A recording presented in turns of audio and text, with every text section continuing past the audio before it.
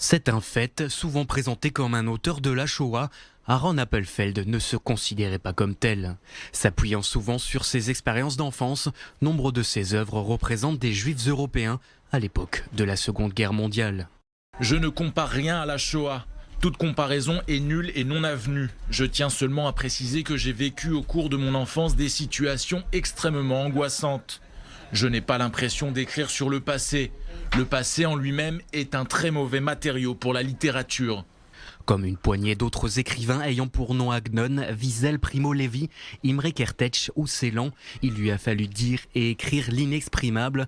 Primo Levi écrira d'ailleurs à son sujet. Parmi nous les survivants, les écrivains, Aaron Appelfeld a su trouver un ton unique, irréversible, fait de tendresse et de retenue. À l'instar du germanophone Adler ou du yiddishisant Lehi Brochmann, bon nombre de ses écrits s'attachent au parcours difficile, voire impossible des rescapés en quête d'une vie normale. La réalité de l'Holocauste a dépassé toute imagination. Si je restais fidèle aux faits, personne ne me croirait. La Shoah a été mon enfance. Il y a eu des moments de peur, des moments de désespoir, mais aussi des moments merveilleux. Comme j'étais un enfant, la Seconde Guerre mondiale fut pour moi tel un conte coloré. Et comme tout conte, extrêmement effrayant. J'ai vu le mal dans sa pureté et le bien dans sa noblesse.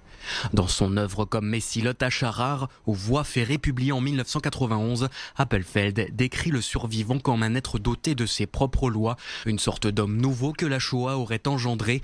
Et la plupart de ses œuvres portent les stigmates de la tragédie, comme dans Tzili, évoquant le destin d'une jeune fille juive laissée à elle-même après que les forces allemandes ont envahi sa ville natale, ou Badenheim 1939, considéré comme un classique de la littérature de la Shoah.